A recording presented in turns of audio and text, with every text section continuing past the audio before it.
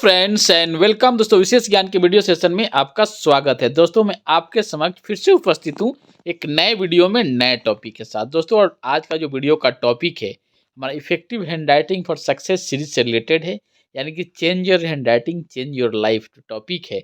जिस टॉपिक में मैं हैंड राइटिंग के एस्पेक्ट्स को एक्सप्लेन कर रहा हूँ, हैंड राइटिंग का इम्पोर्टेंस क्या है, हैंड राइटिंग हमारे बारे में क्या बताता है, हैंड राइटिंग एनालिसिस जो हम करते हैं जिसको ग्राफोलॉजी बोलते हैं, उसका क्या इम्पोर्टेंस है और किसी भी व्यक्ति की हैंडराइटिंग से उसकी पर्सनालिटी, उसके हेल्थ कंडीशन, उसके बिहेवियर को कैसे जान सकते हैं और हमारे लिए हैंडराइटिंग कैसे हमारे लाइफ में इम्पोर्टेंट रोल प्ले करता है। इसी सब टॉपिक को इस सीरीज में मैं डिस्कस कर रहा हूँ एक छोटे छोटे कंसेप्ट के माध्यम से और आपके समक्ष प्रस्तुत कर रहा हूँ। दोस्तों मैं आशा करता हूँ कि इस तरह के जो वीडियोज़ हैं, अगर आपको नॉलेज में या किसी तरह से कोई फ़ायदा नज़र आ रहा है या दिख रहा है, आप कुछ सीख रहे हैं, तो इस वीडियो को लाइक कीजिए, शेयर कीजिए और अपने दोस्तों के बीच इसको स्प्रेड कीजिए ताकि इस तरह के नॉलेज सब लोगों को मिल पाए। और आपका भी कुछ पॉइंट है इस टॉपिक से रिलेटेड तो उसको आप कमेंट के माध्यम से भी सूचित कर सकते हैं। दोस्तों आइए हम डिस्कस करते हैं कि इस सीरीज में जो effective handwriting for success series का टॉपिक है वो आज इस वीडियो में मैं क्या कवर करने जा रहा हूँ। तो आज इस वीडियो में जो टॉपिक मैं कवर करने जा रहा हूँ उसमें डिस्कस करूंगा कि handwriting analysis of stable discipline and hard worker. जो हार्ड वर्कर होते हैं, जो मेहनती होते हैं, जो नियमित होते हैं और जो मोनोटोनस वर्क करने से घबराते नहीं हैं, उनको बोर नहीं करता है, वो व्यक्ति कैसे लिखते हैं। या दूसरी तरह से हम ये बोलें कि जो व्यक्ति मेहनती है, नियमित है और हार्ड वर्कर हैं या एक एकाग्रचित्त होकर काम करना चाहते हैं, उनको अपने हैंडराइटिंग में क्या सुधार करना है, जिसको हम ग्राफोथेरेपी बोलना है ते हैं। तो ग्राफोथेरेपी करके कैसे हम इन चीज़ों को अपने पर्सनालिटी में, अपने लाइफ में ऐड कर सकते हैं, जोड़ सकते हैं। तो आइए हम इस टॉपिक को डिस्कस करते हैं कि क्या है हैंडराइटिंग का इम्पोर्टेंस जो इस ट्रेट्स को एक्सप्लेन करता है। दोस्तों एक क्वेश्चन है कि बेस लाइन क्या होता है। जो हैंडराइटिंग की हम बात करते हैं उसमें एक बेस लाइन होता है। तो बेस लाइन वैसा लाइन है जिसको हम एक इमेजिनरी लाइन बोलते हैं और ये क्या होता है कि जो हम मिडिल लेटर जो लिखते हैं वो हमारा जो लाइन है, जो सेंटेंस है, एक बेस पे सब खड़ा होता है, बैठा हुआ रहता है, उसको हम क्या बोलते हैं, बेस लाइन बोलते हैं। अगर इसको हम डिफाइन करें तो बेस लाइन को बोलते हैं base line is seemingly imaginary line that appears below sentence as we write word after word.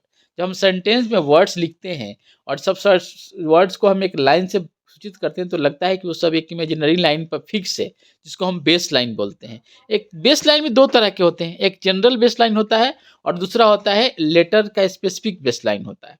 तो बेस लाइन का क्या इंपॉर्टेंस है और बेस लाइन क्या हमारे हैंडराइटिंग से रिवील करता है और बेस लाइन अगर ये हमारी चेंज होती है और डिफरेंट तरह के बेस लाइन जो होते हैं उसका हमारे पर्सनालिटी पे क्या प्रभाव पड़ता है, हमारे बिहेवियर पे क्या प्रभाव पड़ता है, हमारे थिंकिंग पे क्या प्रभाव पड़ता है, उसी को मैं डिस्कस करता हूँ।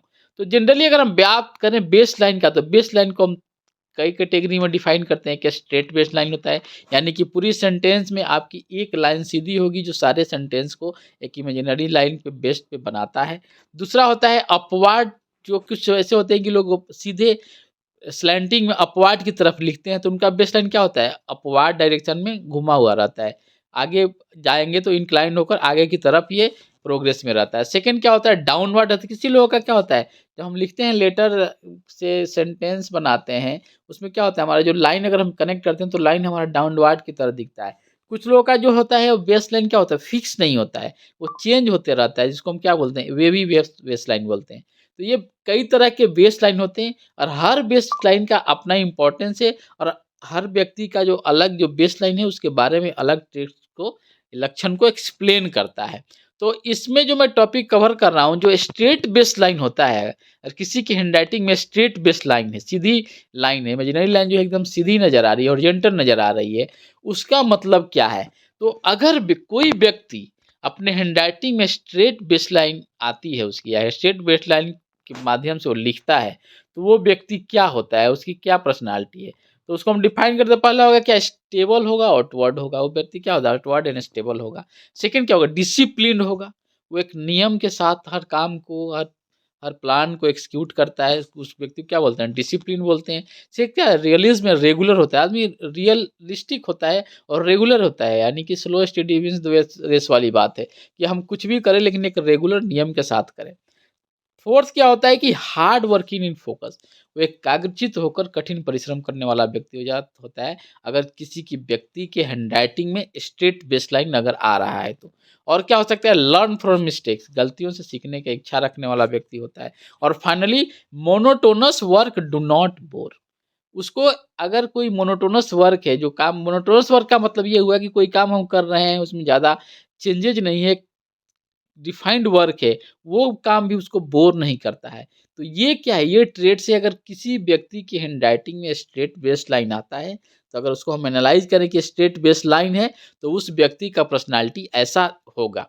अब क्वेश्चन ये है कि आपकी नज़र में अगर कोई ऐसा व्यक्ति है जिसकी हैंडराइटिंग, चाहे आपकी हैंडराइटिंग में स्ट्रेट बेस लाइन है, तो उसको कंपेयर कीजिए अपने पर्सनालिटी से। या आप किसी को जानते हैं और उसका हैंडराइटिंग जो है उसमें बेसलाइन स्ट्रेट है, सीधा बेसलाइन है, तो क्या उसकी पर्सनालिटी में ये ट्रेट्स नज़र आ रहे हैं, ये लक्षण नज़र आ रहे हैं?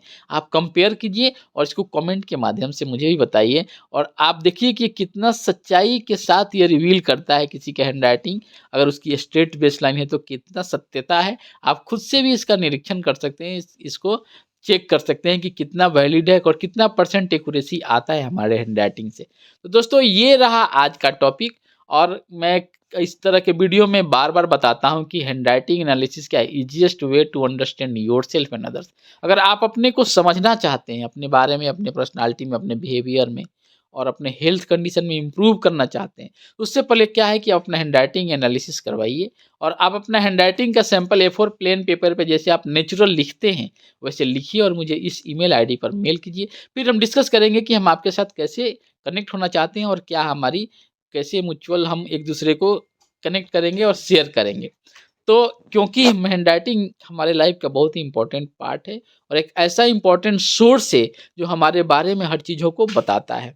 अब अगर हम इस वीडियो को कंक्लूड करें कि इस वीडियो में मैंने हैंडराइटिंग जो है, change your handwriting change your life वाले टॉपिक जो है, जो हैंडराइटिंग के इंपॉर्टेंस को बता रहा है, उसमें मैंने डिस्कस किया कि अगर कोई व्यक्ति सीधी बेस लाइन से लिखता है उसका मतलब क्या आता है, उसको क्या ट्रेड्स उसके बताते हैं। वो हार्ड वर्कर होता है, डिसिप्लिन होता है, रियल होता है, रेगुलर वर्क करने वाला होता है, जल्दी बोर नहीं होता है। कोई मोनोटोनस वर्क करता है तो वो बोर भी नहीं होता है। उस व्यक्ति की क्या पहचान है, अगर उसकी स्ट्रेट लाइन बेस जो है, स्ट्रेट बेसलाइन उसके हैंडराइटिंग में रिवील होता है, इसके हैंडराइटिंग में स्ट्रेट बेसलाइन आता है, तो वो व्यक्ति इस तरह के स्वभाव का होता है। और स्ट्रेट बेसलाइन जो एक रिजिड, मतलब रिजिड नहीं बोलेंगे हम, उसको बोलेंगे कि एक रेगुलर और डिसिप्लिन व्यक्ति को सूचित करता है। दोस्तों मैं आशा करता हूं कि ये जो वीडियो है, graphology, graphotherapy, handwriting importance, handwriting analysis, इस तरह के वीडियो से अगर आपके नॉलेज में बढ़ोतरी हो रहा है और आपको लग रहा है कि आपको किसी न किसी फॉर्म में, आपके एक्शन के फॉर्म में, आपके नॉलेज के फॉर्म में कुछ एड ऑन हो रहा है आपके लाइफ में, तो इस वीडियो को लाइक कीजिए, शेयर कीजिए, और आपके भी कुछ पॉइंट्स है इस टॉपिक से रिलेटेड तो उसको कमेंट के माध्यम से सूचित कर दिए।